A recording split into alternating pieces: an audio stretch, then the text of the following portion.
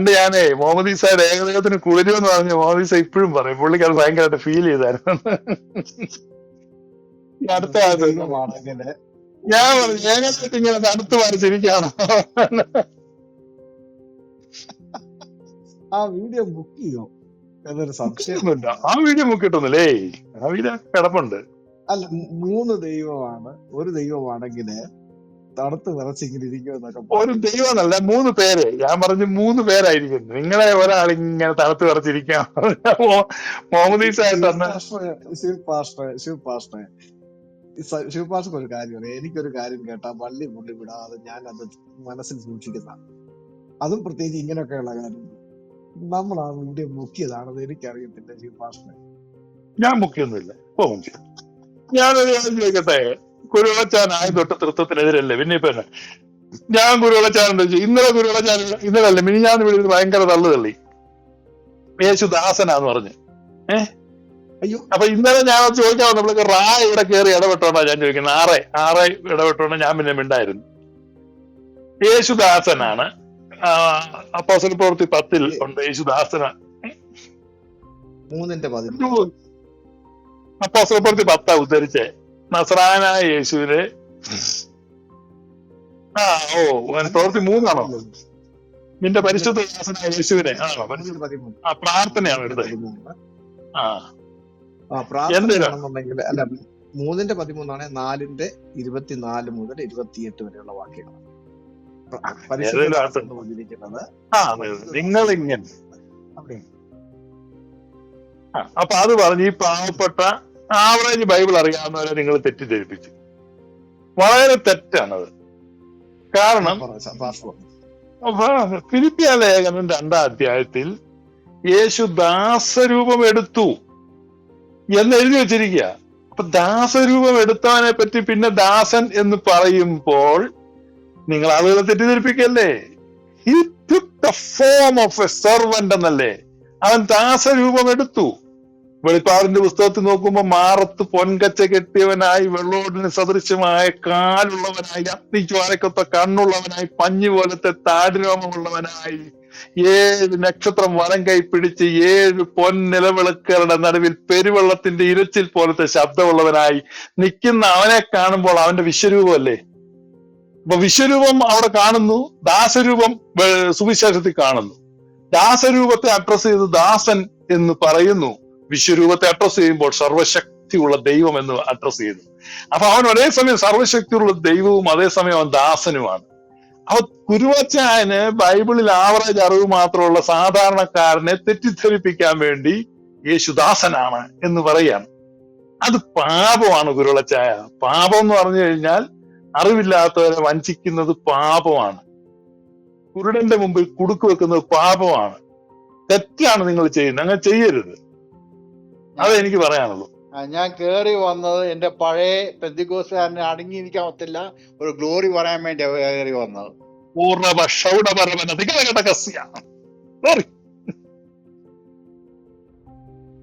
ഗ്ലോറിയുടെ പറഞ്ഞു കഴിഞ്ഞെങ്കിൽ ഇനി ഞാൻ തുടങ്ങാം.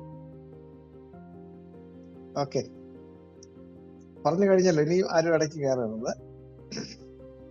അപ്പോസ്തല പ്രവൃത്തി 3-ാം അധ്യായത്തിന്റെ 13-ാം വാക്യം, അപ്പോസ്തല പ്രവൃത്തി 3-ാം അധ്യായത്തിന്റെ 26-ാം വാക്യം, അപ്പോസ്തല പ്രവൃത്തി 4-ാം അധ്യായത്തിന്റെ 24 മുതൽ 28 വരെയുള്ള വാക്യങ്ങൾ.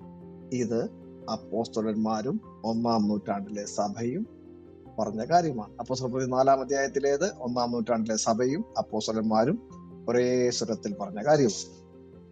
അപ്പോസ്തല പ്രവൃത്തി 3-ാം അധ്യായത്തിലേത് ശിമയോൻ പത്രോസ് യോഹന്നാൻ അപ്പോസ്തലനോടൊപ്പം യഹൂദന്മാരോട് പറഞ്ഞ കാര്യമാണ്. ഇവിടെ ഒന്നും എനിക്ക് തർക്കമില്ല. ഞാൻ പറഞ്ഞില്ല യേശു ദാസനാണ്. ഞാൻ പറഞ്ഞത് യേശു ദൈവത്തിന്റെ ദാസനാണ് എന്നാണ്. അതായത് അബ്രഹാമിന്റെ ദൈവവും ഇസഹാക്കിന്റെ ദൈവവും യാക്കോബിന്റെ ദൈവവുമായി പിതാക്കന്മാരുടെ ദൈവമായവനെന്ന് വിശുദ്ധ വേദപുസ്തകത്തിൽ അഥവാ ബൈബിളിൽ പറഞ്ഞിരിക്കുന്ന ആ ദൈവത്തിന്റെ ദാസനാണ് യേശു എന്നാണ് ഞാൻ വളരെ സ്ഫുടതയോടുകൂടി പറഞ്ഞത്. ഇത് പറഞ്ഞത് ഞാനല്ല, ഇത് പറഞ്ഞിരിക്കുന്നത് അപ്പോസ്തലന്മാരാണ്. അതുകൊണ്ട് എൻ്റെ തോളിലോട്ട് അത് വെച്ച് കെട്ടിയിട്ട് ഒരു കാര്യവുമില്ല. ഞാൻ കള്ളം പറഞ്ഞെന്നോ വ്യാജം പറഞ്ഞു നിങ്ങൾക്ക് പറയാൻ പറ്റത്തില്ല. ഇനി അടുത്തത് രണ്ടാമത്തെ ഭാഗം, ഫിലിപ്പ് ലേഖനം 2-ാം അധ്യായം. അവിടെ ദൈവത്തിന്റെ രൂപത്തിൽ ആയിരുന്നവൻ ദാസന്റെ രൂപത്തിലായി എന്നാണ് അവിടെ പറഞ്ഞിരിക്കുന്നത്. അപ്പൊ ദൈവത്തിന്റെ രൂപം എന്താണെന്നുള്ളത് വിശുദ്ധ വേദപുസ്തകം വായിച്ചു പഠിക്കുകയും പരിശോധിക്കുകയും ചെയ്യുന്ന ഒരുവനെ സംബന്ധിച്ച് അത് ഒരു പുരുഷന്റെ രൂപമാണ് എന്ന് പൗലോസ്ലീഹ പറഞ്ഞിരിക്കുന്നത് 1 കൊരിന്ത്യർ 11-ാം അധ്യായം 7-ാം വാക്യത്തിൽ കാണാം. പുരുഷൻ ദൈവത്തിന്റെ പ്രതിമയും തേജസ്സും ആണ് എന്നവിടെ പറഞ്ഞിട്ടുണ്ട്. മനുഷ്യനെ ദൈവം ഉണ്ടാക്കിയത് ദൈവത്തിന്റെ രൂപത്തിലാണെന്നുള്ളത് വളരെ ക്ലിയറായി ഉൽപ്പത്തി പുസ്തകം 1-ാം അധ്യായത്തിന്റെ 27-ാം വാക്യത്തിൽ കാണാൻ കഴിയുന്നതാണ്. അപ്പോൾ ദൈവത്തിന്റെ രൂപം എന്ന് പറയുന്നത് ഒരു മനുഷ്യന്റെ രൂപം അഥവാ പുരുഷന്റെ രൂപം എന്ന് ബൈബിൾ വ്യക്തമാക്കുന്നുണ്ട്. ഫിലിപ്പ് ലേഖനം എഴുതിയ അതേ പൗലോസ് തന്നെ ദൈവത്തിന്റെ രൂപം അഥവാ ദൈവത്തിന്റെ പ്രതിമ ആണ് മനുഷ്യൻ എന്ന് പറയുകയും ചെയ്തിട്ടുണ്ട്. പുരുഷൻ എന്ന് എടുത്തു പറഞ്ഞിട്ടുണ്ട്. ആ ദൈവരൂപത്തിൽ ദൈവമുണ്ടാക്കിയ പുരുഷനിൽ നിന്നാണ് സ്ത്രീയെ സൃഷ്ടിച്ചതെന്നും കൂടി അവിടെ ചേർത്ത് പറഞ്ഞിട്ടുണ്ട്. ഓക്കെ, ഞാനത് അവിടെ നിർത്തും. അപ്പൊ അതുകൊണ്ട് ദൈവത്തിന്റെ രൂപം എന്താണെന്നുള്ളത് ബൈബിളിൽ വ്യക്തമായി മനസ്സിലാക്കാൻ കഴിയാവുന്ന ഒരു കാര്യമാണ്. ദാസന്റെ രൂപം എന്താണെന്നുള്ളത് ഇനി പറയേണ്ടിയിരിക്കും. അതെനിക്കറിയത്തില്ല. ദാസന്റെ രൂപം കണ്ടാൽ എങ്ങനെ ഇരിക്കും എനിക്കറിയത്തില്ല. ദൈവത്തിന്റെ രൂപം കണ്ടാൽ അതൊരു പുരുഷന്റെ രൂപമാണ് എന്ന് പൗലോസ്ലീഹ പറഞ്ഞിരിക്കുന്നതിൽ നിന്നും ബൈബിളിൽ ആകമാനം നോക്കുന്നതിലൂടെയും വ്യക്തമാണ്. ദൈവത്തിന്റെ രൂപം ഒരു പുരുഷന്റെ രൂപം. എന്നാൽ ദാസന്റെ രൂപം കണ്ടാൽ എങ്ങനെ ഇരിക്കുമെന്ന് ബൈബിൾ പറഞ്ഞിട്ടില്ല എന്നതുകൊണ്ട് ദാസന്റെ രൂപം എന്താണ് എന്നുള്ളത് ശിവ് പാസ്റ്ററാണ് പറയുന്നത്. ഇനി വെളിപ്പാട് പുസ്തകം 1-ാം അധ്യായത്തിന്റെ 17-18 വാക്യങ്ങളിൽ മാറത്ത് പൊൻകച്ച കെട്ടിയവനായി കണ്ട ഒരുവനെ കുറിച്ച് പറഞ്ഞിട്ടുണ്ട്. ആ പറഞ്ഞിരിക്കുന്നത് യേശുക്രിസ്തുവാണ് എന്ന് സ്ഥാപിക്കാൻ ബൈബിളിൽ എന്തെങ്കിലും തെളിവുണ്ടെങ്കിൽ അത് മുന്നോട്ട് വെച്ചാൽ ഉപകാരമാണ്. കാരണം ഞാൻ വെളിപ്പാട് പുസ്തകം വായിക്കുന്നതനുസരിച്ച് അതിന്റെ 1-ാം അധ്യായത്തിന്റെ 1-ാം വാക്യത്തിൽ യേശുക്രിസ്തുവിന്റെ വെളിപ്പാട് എന്ന് പറഞ്ഞുകൊണ്ടാണ് തുടങ്ങുന്നത്. ദൈവം അത് അവന് കൊടുത്തു, അവൻ അത് തന്റെ ദാസൻ മുഖാന്തരം അയച്ച് യോഹന്നാന് പ്രദർശിപ്പിച്ചു എന്നാണ് 1-ാം വാക്യത്തിൽ വായിക്കുന്നത്.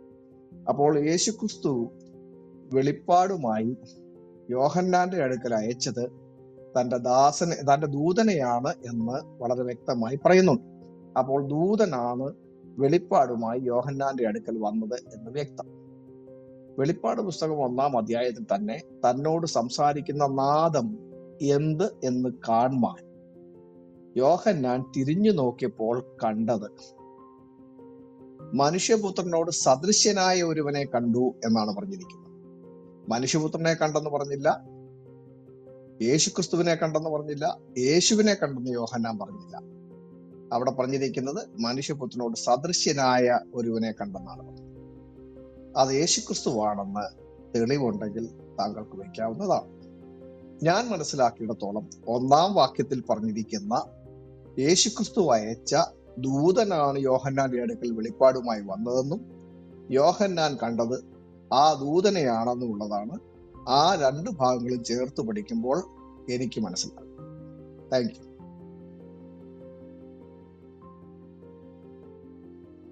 ഓക്കെ, ഇവിടെ 2 കാര്യങ്ങളാണ് കുരുവിള അച്ചായന് പറഞ്ഞിരിക്കുന്നത്.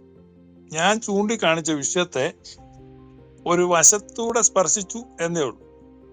ഞാൻ പറഞ്ഞത് യേശു എന്ന് പറയുന്നത് ദാസരൂപം എടുത്തു എന്നാണ്. ദൈവരൂപത്തിൽ ഇരുന്നവൻ ദാസരൂപത്തിലേക്ക് താഴ്ന്നു വന്നു, കെനോസിസായി താഴോട്ട് വന്നു, സ്വയം ശൂന്യമാക്കിയതാണ്. He emptied himself and took the form of a servant. അപ്പൊ സ്വയം ശൂന്യനാക്കി അവൻ ദാസരൂപം എടുത്തു. എന്താണ് ദാസരൂപം എന്ന് പാസ്റ്റർ പറയണം എന്ന് വളരെ ആദരണീയനായ കുരുവിളച്ചായൻ പറഞ്ഞതുകൊണ്ട്, ദാസൻ എന്ന് പറഞ്ഞാൽ ദാസ്യത്വത്തിന്റെ കീഴിൽ നിൽക്കുന്നവനാണ് ദാസൻ. അപ്പൊ ദാസ്യത്വത്തിന്റെ ആത്മാവുമുണ്ട്, പുത്രത്വത്തിന്റെ ആത്മാവുമുണ്ടെന്ന് പൗലോസ്ലീഹ പറയുന്നുണ്ട്. ദാസ്യത്വത്തിന്റെ ആത്മാവിന്റെ കീഴ് എന്ന് പറഞ്ഞാൽ ന്യായപ്രമാണമാണ്. അപ്പൊ ന്യായപ്രമാണത്തിന് കീഴിലാണ് യേശു ജനിച്ചതെന്ന് ഗലാത്യർ 4:4 പരിശുദ്ധനായ പൗലോസ് പറയുകയാണ്. when time had fully come, God sent his son under the law, born of a woman. അപ്പോ ന്യായപ്രമാണത്തിന്റെ കീഴിൽ അവനായിരുന്നു. അപ്പൊ അവൻ ദാസരൂപം എടുത്തു. he took the form of a servant. അപ്പൊ അവൻ ദാസരൂപത്തിലായിരുന്നു. അപ്പൊ ദാസരൂപത്തിലുള്ള യേശുവിനെയാണ് അവര് കണ്ടത്. എന്നാൽ ആ ദാസരൂപത്തിൽ നിന്ന് അവന്റെ വിശ്വരൂപത്തെ കാണുകയാണ്. ആരാണ്? യോഹന്നാൻ പത്മോസിന്റെ ദ്വീപിൽ കാണുകയാണ്. അപ്പൊ ഇതിന്റെ മറവെന്ന് പറഞ്ഞു കഴിഞ്ഞാൽ എന്താണ്? ആ ശരീരം.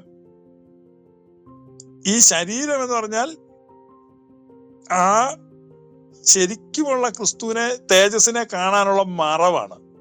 അതുകൊണ്ടാണ് യേശു ക്രിസ്തു അവസാനത്തെ താഴ്നാളിൽ അപ്പം എടുത്തിട്ട് പറഞ്ഞു, ഇതെന്റെ ശരീരമാകുന്നു. ഒരപ്പം ഉയർത്തി കാണിച്ചു.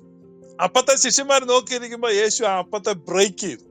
എന്നിട്ട് പറഞ്ഞു, വാങ്ങി ഭക്ഷിപ്പി എന്ന് പറഞ്ഞാൽ ഈ ശരീരം ബ്രേക്ക് ആകുമ്പോഴാണ് നിങ്ങൾക്ക് എന്ത് കാണാൻ പറ്റത്തുള്ളൂ? ശരിക്കും ആ തിരശീല നീങ്ങുന്ന. അതുകൊണ്ടാണ് തന്റെ ശരീരം എന്ന തിരശീല ചീന്തി. അതാണ് പൗലോസ് കൊരിന്ത്യക്കാർക്ക് എഴുതുമ്പോൾ പറയുന്നുണ്ട്, ഞങ്ങൾ ഇനി ആരെയും ജഡപ്രകാരം അറിയുന്നില്ല, ക്രിസ്തുവിനെയും ഞങ്ങൾ ജഡപ്രകാരം അറിഞ്ഞിരുന്നു, എങ്കിലും ഇനിമേൽ അങ്ങനെ അറിയുന്നില്ല. അപ്പൊ ജഡപ്രകാരം ക്രിസ്തു ദാസനാണ്. അപ്പൊ ജഡപ്രകാരമുള്ള അറിവിൽ നിന്ന് ആത്മപ്രകാരമുള്ള അറിവിലേക്കുള്ള ട്രാൻസ്ഫർ ആണ്. ഇതാണ് സ്പിരിച്വാലിറ്റി എന്ന് പറയുന്നത്. സ്പിരിച്വൽ വോയേജ് എന്ന് പറഞ്ഞാൽ നോളജ് ഓഫ് ദ ഫ്ലഷ് ആണ്. അപ്പൊ ജഡത്തിന്റെ അറിവാണ്. അപ്പൊ ജഡത്തിലുള്ള ക്രിസ്തുവിനെ അറിഞ്ഞു അവിടെ നിന്ന് എന്ത് ചെയ്യാണ്? അവിടെ നിന്ന് പ്രോഗ്രസ് ചെയ്യാണ്. അതുകൊണ്ടാണ് പൗലോസ് ഇനി മുതൽ ഞങ്ങൾ ജഡപ്രകാരം അറിയുന്നില്ല, ആത്മപ്രകാരമുള്ള അറിവിലേക്ക്. അപ്പൊ യോഹന്നാസ്ലീഹായ്ക്ക് കിട്ടുന്ന വെളിപ്പാട് അതാണ്. വെളിപ്പാടിൽ അവൻ കണ്ടു, വലിയൊരു രൂപം കണ്ടു. അപ്പൊ ദാസരൂപമുണ്ട്, വിശ്വരൂപവുമുണ്ട്. അപ്പൊ ദാസരൂപത്തെയാണ് സുവിശേഷങ്ങളിൽ നമ്മൾ കാണുന്നത്. ആ കാല് കഴുകുന്നതും കുരിശ തൂങ്ങി കിടക്കുന്നതും ഒക്കെ ദാസരൂപമാണ്.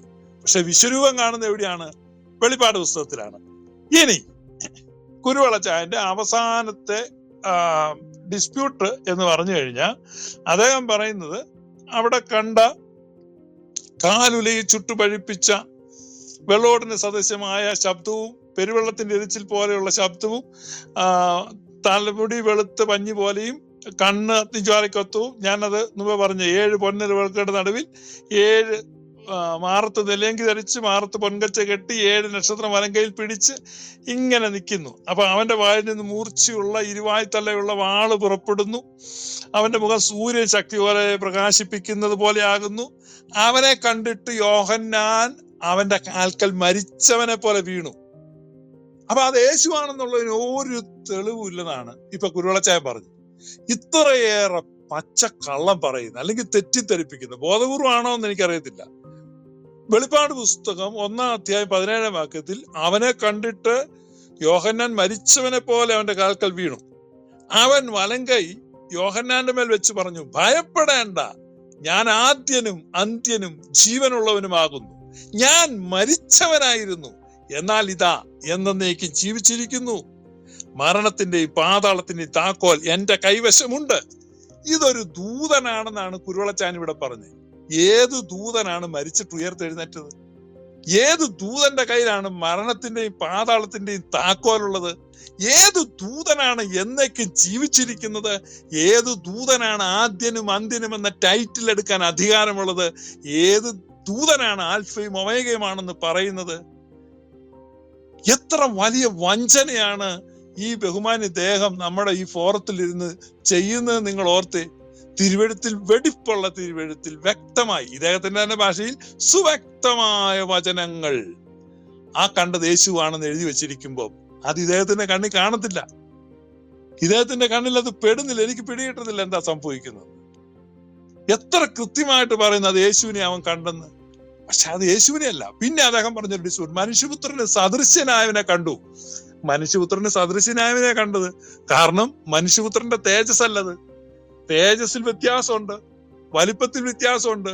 7 നക്ഷത്രം വലങ്കൈ പിടിച്ച് 7 പൊൻനിലവിളക്കുകളുടെ നടുവിൽ നിലയങ്കി ധരിച്ച് മാറത്ത് പൊൻകച്ച കെട്ടി കണ്ണുകൾ അഗ്നിജ്വാലയ്ക്ക് സമവും മുഖം സൂര്യനെ പോലെയും തലമുടിയും താടിയും പഞ്ഞിരോമം പോലെയും, കാലുകൾ വെള്ളോടിന് സദൃശവും, ശബ്ദം പെരുവെള്ളത്തിന്റെ ഇരച്ചിൽ പോലെയും. അങ്ങനെ നിൽക്കുമ്പോ മനുഷ്യപുത്രന് സദൃശ്യം എന്ന് പറയാൻ പറ്റത്തുള്ളൂ. അതൊരു മനുഷ്യപുത്രനല്ല. മനുഷ്യപുത്രന്റെ സാദൃശ്യം അപ്പോഴും ഹോൾഡ് ചെയ്യുന്ന ആ വിശ്വരൂപത്തെ കണ്ടു. ദാസരൂപത്തെ കണ്ട യോഹന്നാൻ തന്നെ വിശ്വരൂപത്തെ കണ്ടു. ദാസരൂപത്തെയും വിശ്വരൂപത്തെയും ഒരുപോലെ കണ്ടത് യോഹന്നാൻ അപ്പോസ്തലനാണ്. അതാണ് യോഹന്നാന്റെ വെളിപ്പാടെന്ന് പറയുന്നത്. എനിക്ക് മനസ്സിലാകുന്ന ഒരു വിളച്ച, എനിക്ക് അങ്ങയോട് വളരെ വളരെ സ്നേഹമുണ്ട്. അപ്പൊ തന്നെ എനിക്ക് ഭയങ്കര സഹതാപവും തോന്നുന്നുണ്ട്. സത്യത്തിൽ ഞാനിപ്പോ മൈക്ക് മ്യൂട്ട് ചെയ്ത് കരയാൻ പോവാ. സത്യമായിട്ടും ഞാൻ കരയാൻ പോവാ. എന്റെ ഉരുളച്ചാൻ ഓർത്ത് എനിക്ക് സങ്കടമുണ്ട്. കാരണം ഇത്രയും നാൾ ഈ ബൈബിൾ വെച്ചിട്ടും ഇത് മനസ്സിലായില്ലല്ലോ. സോറി കേട്ടോ.